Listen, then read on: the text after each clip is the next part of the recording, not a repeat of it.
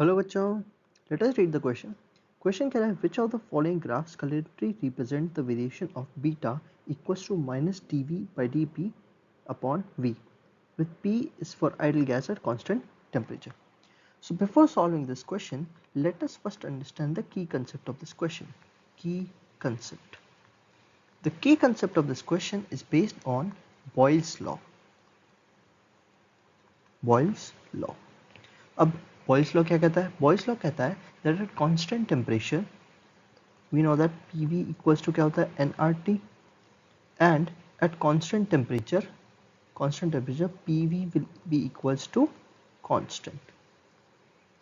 तो PV पूरा constant हो जाएगा क्योंकि N और R constant होता है, टेम्परेचर भी constant हो गया, तो यहाँ से Boyle's law हमारा आ गया. तो अब हम इस इक्वेशन को कैसे लिख सकते हैं? हमें क्या पता चल गया यहाँ से PV क्या आ गया? constant के बराबर. तो अब हम इस इक्वेशन को डिफरेंशिएट कर देंगे with respect to volume. So differentiate with respect to volume. तो जब हम इसको डिफरेंशिएट करेंगे विद रिस्पेक्ट टू वॉल्यूम तो ये आ जाएगा कुछ dp by dv into v, और ये u इंटू वी का डिफरेंशिएशन है, तो plus p equals to constant का डिफरेंशिएशन 0. अब इस इक्वेशन को सॉल्व करते हैं तो आएगा p dv plus v dp equals to 0. तो यहाँ से हम p की वैल्यू निकाल लेते हैं, तो p क्या आएगा हमारे पास में minus v dp by dv.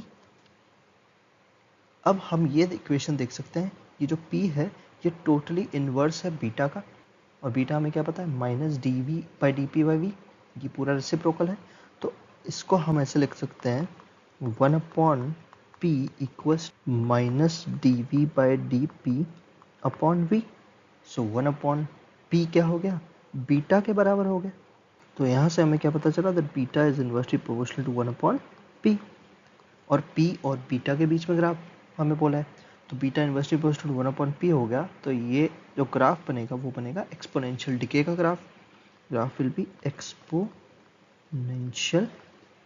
Decay, और हमें पता है एक्सपोनेंशियल डिके का ग्राफ होता है कुछ ऑप्शन में देख सकते हैं हम ए ऑप्शन जैसा. So the correct answer is option A.